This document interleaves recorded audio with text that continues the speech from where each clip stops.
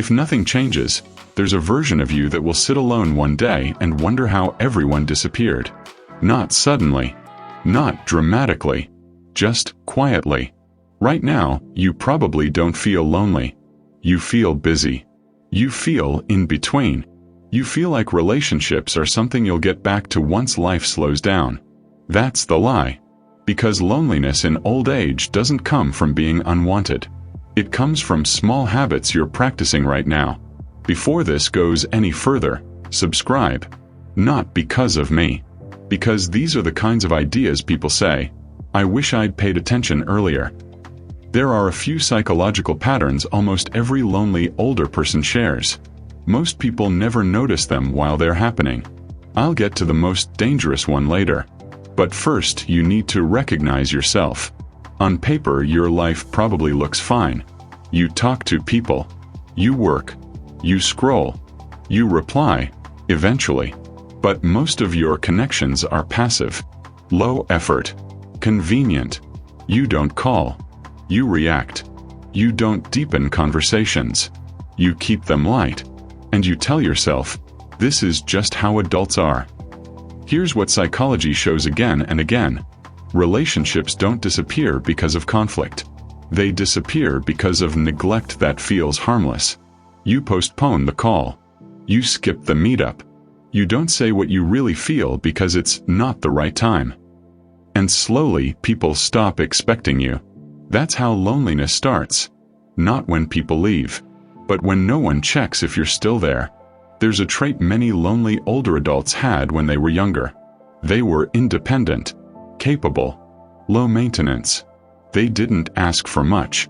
They didn't want to bother anyone. They handled things on their own. That sounds like strength. And for a while it is. But over time, independence quietly turns into isolation. Because people bond through being needed. Through shared problems. Through vulnerability. When you always say, I'm fine, people stop looking closer. And one day, you realize no one really knows you anymore. Think about how you handle discomfort in relationships. When a conversation gets awkward, do you change the subject? When someone disappoints you, do you withdraw instead of addressing it? When you feel unseen, do you tell yourself you're asking for too much? That avoidance feels peaceful in the moment.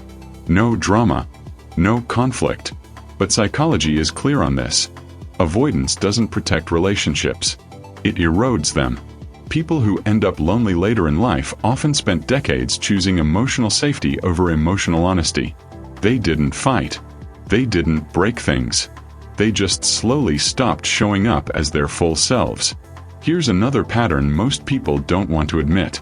They overinvest in productivity and underinvest in people. Work feels rewarding. Progress is measurable. Effort gets praised. Relationships, messy, unpredictable, time-consuming. So you tell yourself you'll reconnect later. After the promotion. After things stabilize. After you feel more confident. But later keeps moving. And people don't stay emotionally available forever. This is the part most people skip, and it's why nothing changes. Loneliness isn't about not having people around. It's about not feeling chosen. And you can't feel chosen if you never let anyone see you clearly. If this is hitting a nerve, say something in the comments. Even one word. Awareness starts breaking the pattern. There's one psychological shift that accelerates loneliness faster than anything else. You start believing relationships should be effortless. You watch people drift away and assume, if it mattered, it would have lasted. But strong social bonds aren't effortless. They are maintained. They require uncomfortable conversations, repeated effort, showing up even when it's inconvenient. People who don't practice that slowly age out of social circles. Not because they're unlovable, but because they never learned how to repair, re-engage, or reinitiate. And here's the quiet tragedy. By the time loneliness becomes obvious, the skills to fix it feel unfamiliar. Reaching out feels awkward. Initiating feels desperate. Starting over feels exhausting. So many people end up alone not because they failed socially, but because they waited too long to take relationships seriously. There's a moment most lonely older adults remember clearly. They didn't feel lonely yet. They just noticed fewer invitations, longer gaps between messages, shorter conversations. And instead of addressing it, they adjusted. They told themselves they didn't need as much connection.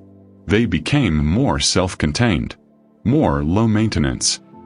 That adaptation feels mature, but it trains the world to give you less.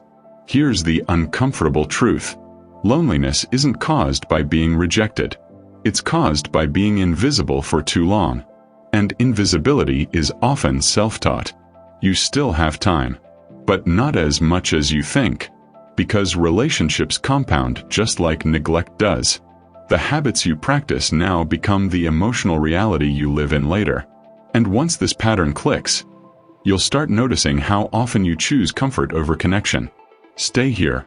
This channel exists so you don't wake up one day wondering how everyone disappeared. Because the scariest part of loneliness isn't being alone. It's realizing you trained yourself into it. So ask yourself, what conversation are you avoiding today? That future you will wish you'd had?